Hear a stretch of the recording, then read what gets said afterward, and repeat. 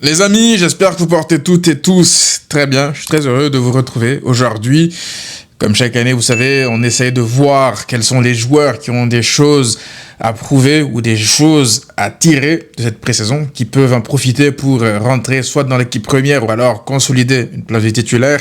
Qui sera le nouveau Fermin? Qui sera le nouveau Dro Fernandez? Parce que sur les 2 dernières saisons, vous vous rappelez, à chaque fois, il y a eu l'éclosion d'un jeune, d'une pépite de la Masia, qui est soit revenu de près comme Fermin, qui a brillé en pré-saison, ou alors Dro, qui a aussi tapé dans l'œil du coach. C'est toujours comme ça. Ben, je pense que cette année, il y a encore plus de chances que ça arrive, parce qu'il y a tellement de joueurs qui sont champions du monde, ou en tout cas, qui ont joué la Coupe du Monde, qui ne reviendront qu'un peu plus tard, que ça donne la chance, en fait, à pas mal de jeunes joueurs de s'exprimer, de montrer leur talent, mais aussi à d'autres qui sont en marge de l'équipe première, ou en tout cas qui y sont, et qui ne sont pas titulaires à 100%, ben de consolider en fait leur statut et de pourquoi pas changer de statut durant cette pré-saison.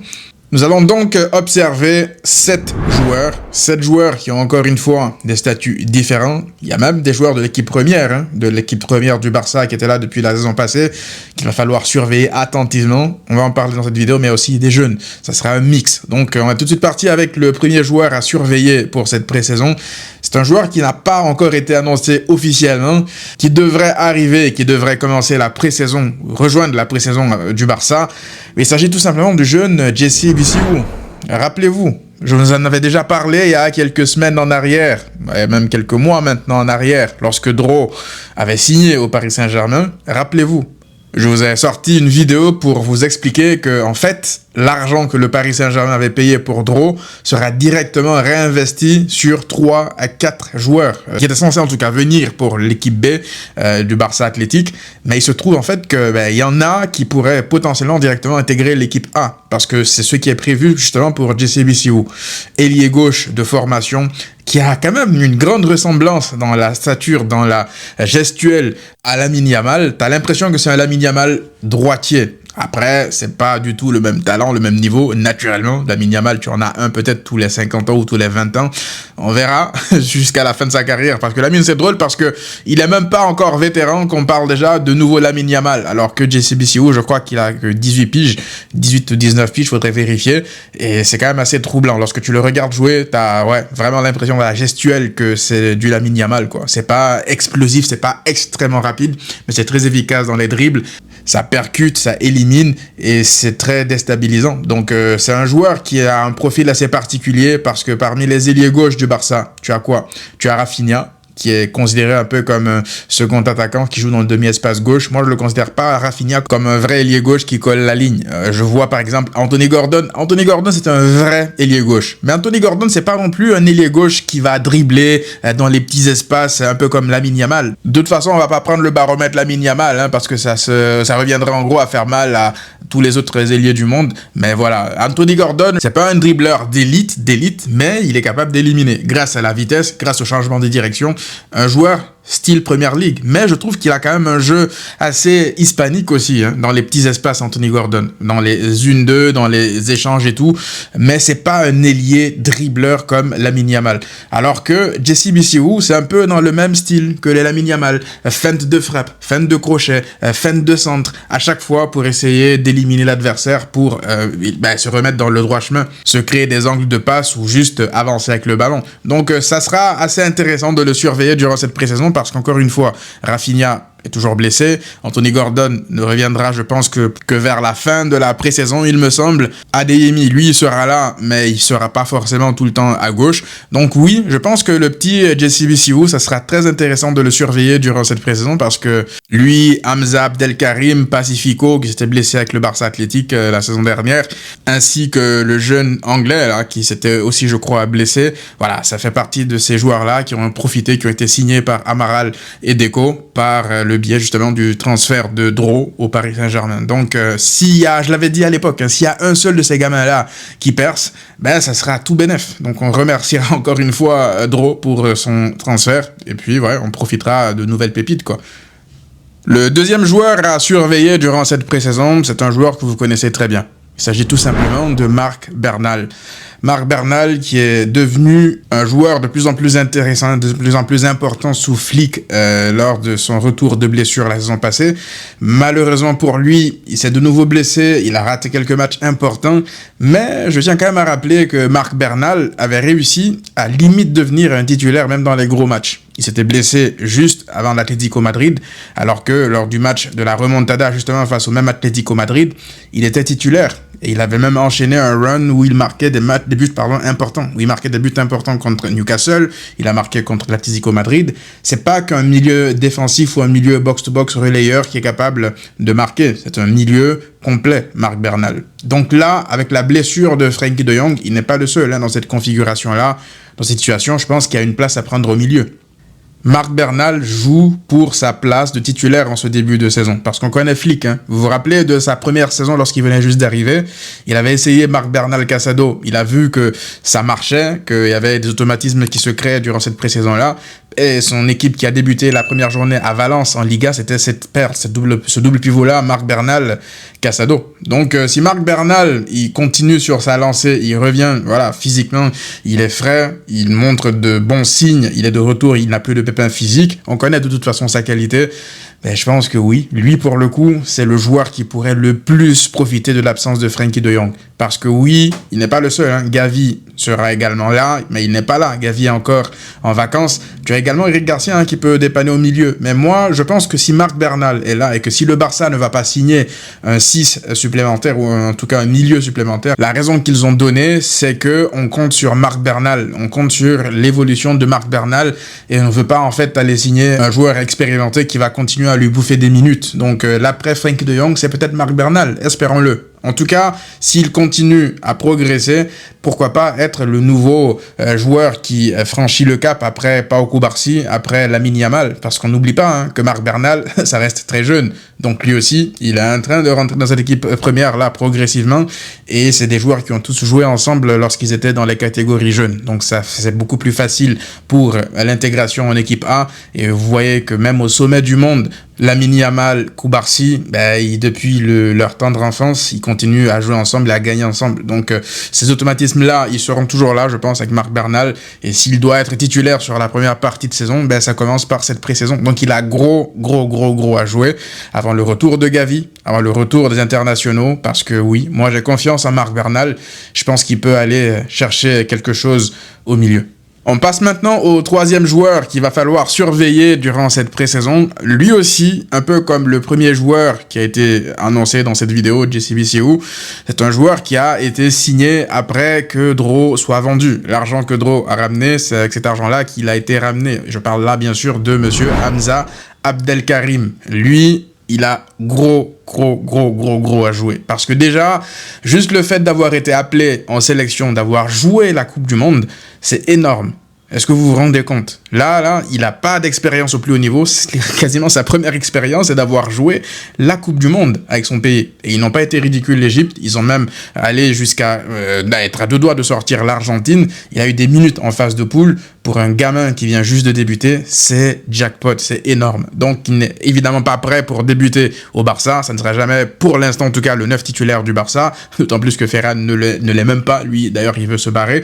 Du coup, Hamza Abdelkarim, il a gros à jouer. Pas uniquement parce que les places actuellement sont disponibles avec l'absence des internationaux, mais surtout parce que le Barça n'a même pas de numéro 9 actuellement. Le Barça n'a pas de 9, je veux dire, de son profil.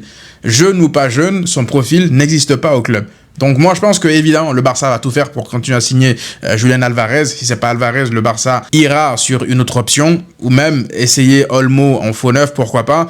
Mais son profil de numéro 9, classique comme ça, une vraie présence dans la surface de réparation, duel aérien qui marque beaucoup de la tête, un target man, le Barça n'en a pas. Mais vu le prix auquel ils l'ont pris, je crois que c'est quoi, 4 millions ou un peu moins, c'est tout bénef quoi. Tu te dis qu'il est capable de crever l'écran là en pré-saison et puis avoir un rôle sporadique cette saison en sortie de banc pour gratter des minutes par-ci par-là pour reposer les titulaires. Donc de tous les attaquants qui sont actuellement présents, en tout cas qui ont été officiellement signés par le Barça, soit les ailiers, Gordon peut jouer au poste de numéro 9, Adeyemi aussi peut jouer au poste de numéro 9, mais ce ne sont pas des numéro 9 du profil de Hamza.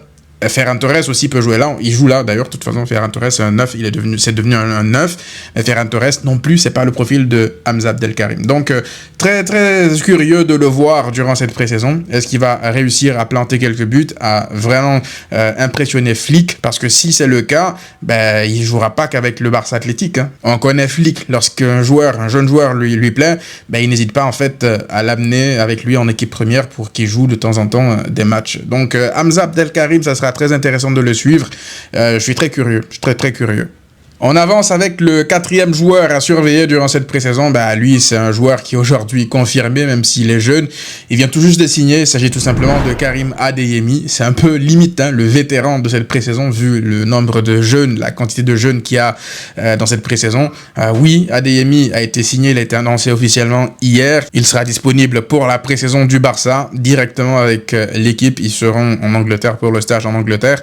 Et donc, ouais... Karim Adeyemi, c'est pas en gros qu'il joue une place de titulaire parce qu'on le sait, une fois que Lamine sera de retour, une fois que Gordon sera de retour, une fois que Rafinha sera de retour, là, ce sont les tauliers, entre guillemets. Donc Adeyemi, il a juste là à saisir l'opportunité de montrer ses qualités avant que la saison ne débute. Parce que tu peux commencer tout de suite comme ça une saison et être dans le flow, dans le rythme de la pré-saison. Encore une fois, un peu comme Bernal, lorsqu'il a débuté la première saison de Flick, ben c'est parce qu'il avait impressionné durant la pré-saison. Donc si aujourd'hui Adeyemi, il arrive, il a beaucoup plus de rythme que les joueurs qui reviennent de vacances, c'est pas impossible par exemple qu'Adeyemi débute la Liga comme titulaire. Donc on verra comment Flick va le gérer durant cette pré-saison, mais ça sera très intéressant de le suivre. On connaît ses qualités. De toute façon, pour ceux qui n'ont pas vu ma vidéo sur Adeyemi, elle est toujours là, allez la voir, je la mettrai en description. C'est un joueur qui a un profil aussi assez différent de pas mal des attaquants du Barça. Il est capable d'être ailier droit, ailier gauche, numéro 9. Donc oui, Karim Adeyemi, il aura forcément du temps de jeu, il aura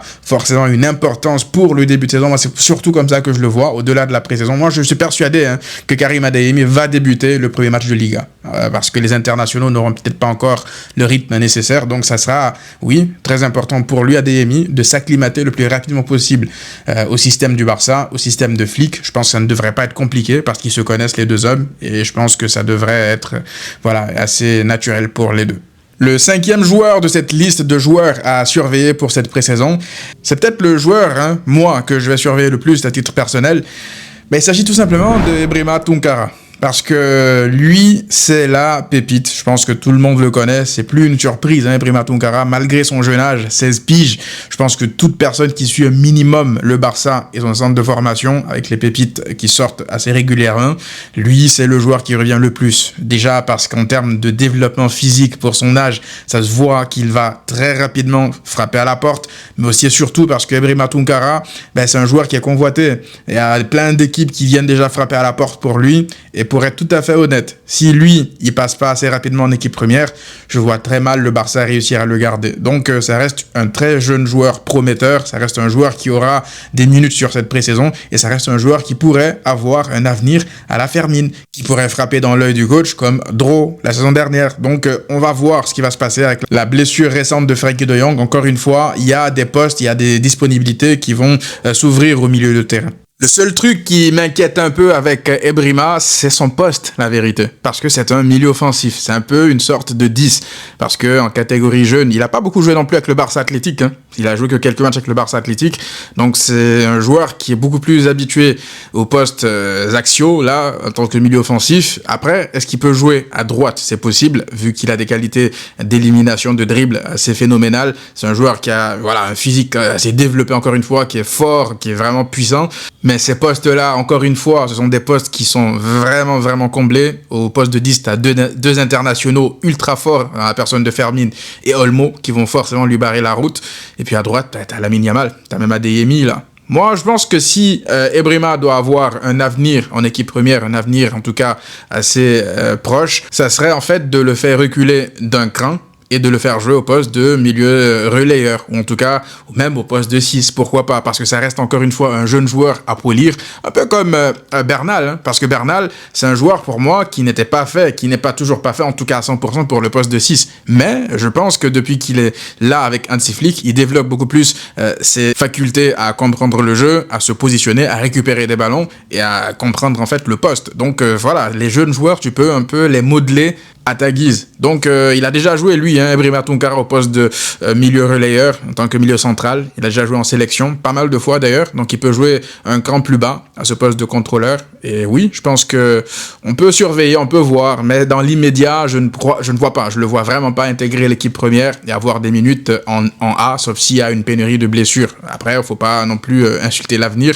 J'espère qu'on n'aura pas beaucoup de blessés au Barça, mais à surveiller. 16 piges, c'est très, très, très jeune. Faut pas que les Koubarsi, les Lamine Yamal nous fassent croire que c'est la norme. Donc les Ebrima, ce sont des joueurs qu'il va falloir laisser progresser, continuer à grandir. Et puis, même s'ils ne rentrent pas tout de suite là en équipe première, juste d'avoir cette dynamique de l'équipe première, de s'entraîner avec les joueurs professionnels de l'équipe A, ça peut le pousser en fait à grandir, à se développer plus rapidement que la normale. Donc on va voir ce qu'il va proposer durant cette pré-saison. Mais au milieu, là je parle de Ebrima, je pourrais également parler d'un joueur qu'on a déjà vu de la saison dernière, Tommy Marquez, qui pourrait également avoir des minutes pour se montrer. Je vous l'ai dit, la blessure de Frenkie pourrait redistribuer pas mal de cartes au milieu pour les jeunes. Donc on verra ce qui va se passer. Mais ouais, Ebrima, Tommy Marquez, ça sera des joueurs qu'on va, surveiller, qui sont aux portes de l'équipe première, même si Ebrima, ça reste quand même assez jeune.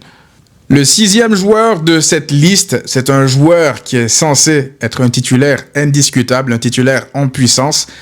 Mais il s'agit tout simplement de Baldé. Baldé, c'est la grande déception de la saison dernière pour moi. Parce que au point qu'on en arrive à penser à le vendre, Baldé, il a quel âge? 22 ans? 23 ans? Baldé?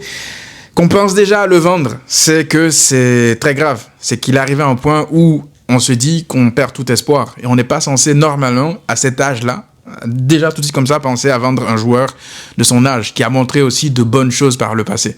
Parce que Baldé, ce qu'il nous montre la saison dernière, ce n'est absolument pas son niveau. Est-ce que c'est un joueur qui doute mentalement? Est-ce que c'est un joueur qui doute physiquement? Parce que les deux sont parfois liés, techniquement, tout ça, on ne sait pas. Mais la vérité, c'est que Baldé, il est là, vraiment au crépuscule, à un tournant de sa carrière. Parce que plein de choses peuvent se passer là. Là, si Baldé il se rate sur cette saison, pour moi, c'est terminé. Je pense que c'est terminé. Parce que tu ne peux pas enchaîner 2 saisons médiocres au Barça et espérer avoir une 3e chance. Même si tu es formé à la Masia, même si tu as montré de bonnes choses lorsque tu étais plus jeune. Justement, c'est parce que tu as montré de bonnes choses en étant plus jeune qu'on sera beaucoup plus intransigeant vis-à-vis de toi. Donc, c'est à lui de saisir son opportunité. Tous les internationaux sont encore en vacances. Le Barça n'a pas signé de latéral gauche. Je pense que le Barça aurait dû signer Grimaldo au moins. Mais le Barça ne l'a pas fait. Le Barça est en train de montrer là qu'il compte sur lui. De nouveau, il compte sur lui. Il va falloir qu'il se réveille. Vous avez vu Cucurella du côté du Real Madrid? Ça reste un très bon joueur qu'ils ont signé là. Ça reste une très belle signature parce que défensivement, il va beaucoup les améliorer. Je pense que même offensivement, c'est un joueur très intelligent, Cucurella. Donc Baldé, il a du talent. On l'a déjà vu. La première saison de Flick, on l'a vu. La première saison de Xavi, on l'a vu. Sauf qu'entre-temps, il y a eu aussi des saisons médiocres. Des saisons où tu as l'impression qu'il ne branche pas son cerveau. Donc là, c'est le moment ou jamais de profiter justement de cette pré-saison-là pour déjà récupérer une place de titulaire qui n'était plus la sienne, à gauche, et ainsi, pourquoi pas, pousser Cancelo à jouer à droite. Moi, je pense que si tu as un Baldé de la première saison de Flick, le Baldé qui t'envoie des caviars en pleine tête sur Lewandowski au Bernabeu, ce Baldé-là qui te marque en finale face au Real Madrid en Supercoupe, si on a ce Baldé-là, honnêtement, je pense que tu peux regarder vraiment de grosses équipes dans les yeux en n'ayant pas honte de tes latéraux. En ayant un Baldé solide qui est capable de tuer, de fermer la porte à un Olysée contre le Bayern, d'avoir un Cancelo à droite qui est capable de t'apporter offensivement. Oui, là, tu t'assois à la table des équipes qui ont les meilleurs latéraux du monde. Mais il faut récupérer ce Baldé-là. Moi, je pense qu'il est toujours là, au fond de lui. Je ne perds pas espoir à 100%. Je pense qu'on peut toujours tirer quelque chose de Baldé. Il faudra juste le gérer. Flick l'a dit plein de fois, Baldé, il a normalement les capacités d'être en sélection avec tous les autres. Mais il ne l'est pas parce que peut-être il ne travaille pas assez, peut-être parce qu'il se blesse trop, on ne sait pas. Là, il fait un travail individuel, mais je pense qu'il devrait être apte pour la pré-saison, il n'y a pas de problème avec lui. Mais voilà, je pense que c'est encore une fois l'occasion ou jamais pour lui. Le 7e et dernier joueur à surveiller par rapport à cette pré-saison du Barça, il s'agit d'un joueur qu'on a aussi brièvement vu la saison qui vient de s'écouler, mais il s'agit de Xavi Espart. Parce que, pour le coup, je vous l'ai dit, le Barça n'a pas signé de latéraux. J'aurais aimé que le Barça signe un latéral confirmé. Grimaldo à la limite, parce qu'il n'était pas cher. Mais le Barça a décidé de ne pas signer de latéraux et de partir avec la même paire de latéraux qui sont là. C'est-à-dire Baldé, Koundé, Eric et Cancelo. Moi, je pense que c'est léger. Espérons que les joueurs reviennent à leur meilleure forme. Eric, c'est toujours, moi, je pense, une assurance tout risque. Mais tu peux pas compter non plus sur Eric Garcia sur toute une saison pour te dire que c'est ton latéral titulaire, coûte que coûte.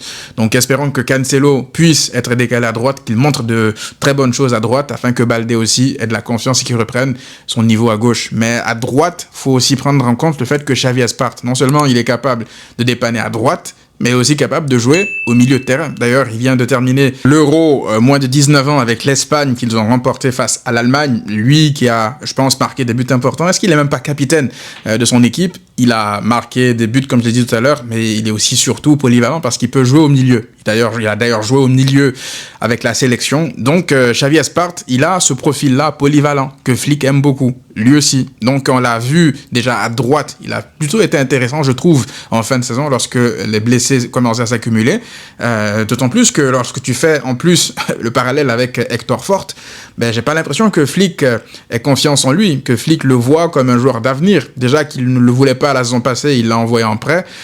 Selon les dernières rumeurs, là, apparemment, Hector Fort n'aura pas non plus un avenir au Barça. Peut-être à cause de son attitude, je sais pas, son body language, peut-être.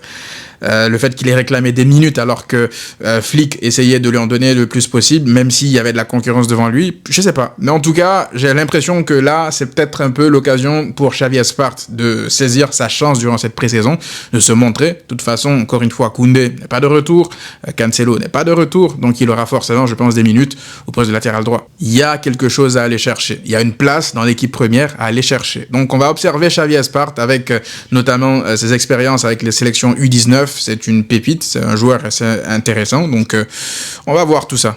Je vous ai dit 7 joueurs, c'est vrai, mais je vais quand même vous donner un dernier joueur bonus, mon 8e à moi, parce que honnêtement, je ne voulais même pas le mettre dans la liste, mais je pense qu'il faut quand même surveiller Christensen, parce que Andreas Christensen, c'est vrai qu'on a tendance à vite l'oublier, parce que il revient, il se blesse, il repart 8 mois, il revient, il fait la pré-saison, il joue un match, il se blesse, et puis la boucle recommence. Je pense que Christensen, faut quand même se poser et se rappeler que la première saison de Xavi, c'était un des joueurs les plus importants de la défense du Barça. Donc c'est vrai que derrière, il n'a pas su confirmer à cause des blessures. L'histoire avec l'Inter où il a eu peur de rentrer, apparemment elle a été démentie. Je pense que Christensen, si vraiment Christensen il est fit pour débuter une saison, s'il est là toute une saison, s'il est compétitif, c'est peut-être le joueur qu'il nous faut, comme Toli à côté de Koubarsi. Christensen, parce que beaucoup de gens disent oui, il se chie dessus dans les gros matchs, oui, il a des problèmes, il a même eu avec Tourelle, mais Christensen a sorti de gros matchs avec le Barça dans de grands matchs. Notamment face à l'Atlético Madrid, notamment face au Real Madrid, notamment face à d'autres grosses équipes en Europe. Donc non, je suis pas d'accord avec ça. Peut-être que c'est un truc mental, j'espère pour lui que c'est pas le cas. Mais je vais pas spéculer sur la santé mentale du mec. Tout ce que je veux dire, c'est que dans les grands matchs, en tout cas lorsqu'il était présent, lorsqu'il a joué, ben c'était lui le patron, c'était lui le taulier. On l'a vu plein de fois avec le Barça et je continue à croire qu'il a les qualités, non seulement pour jouer dans une ligne haute, mais il a aussi la vitesse et la puissance pour gérer une ligne de défense où il y a un gamin à côté de lui. Donc on va regarder, observer. De toute façon, il sera là, Christensen, en espérant qu'il se blesse pas. Et s'il est là, s'il est fit, s'il se blesse pas, mais évidemment que lui aussi, on va le surveiller durant cette pré-saison et puis pour ce début de saison parce qu'il y a une place encore une fois à aller chercher au poste de défenseur central gauche, même si le grand patron Gérard Martin est là, il a sécurisé les lieux en attendant de voir si le Barça signe un défenseur central gaucher. Et puis c'est ça. Donc voilà la liste des joueurs que je veux qu'on surveille durant cette pré-saison du Barça. Dites-moi si j'ai oublié un ou deux joueurs. Il y a aussi d'autres petits joueurs de la Masia, des milieux qui arrivent aussi, avec là le fait que plein d'internationaux ne soient pas là. Donc ouais, on verra pas mal. Les Guillet, les Tony Fernandez, pas besoin de les présenter de nouveau, on les connaît. Je pense que Kim Jong-un, il est parti, ou je sais plus, dites-moi dans les commentaires. Mais voilà, on va surveiller ceux qu'on n'a pas eu l'occasion de voir, beaucoup plus. Et puis on se retrouve, les amis, très rapidement pour une nouvelle vidéo. Je pense que le Barça joue son premier match de pré-saison aujourd'hui. Ça ne sera pas diffusé. Mais le match contre Birmingham, celui-là, on aura l'occasion peut-être de les voir un peu plus. On se retrouve très rapidement pour une nouvelle vidéo. À très vite.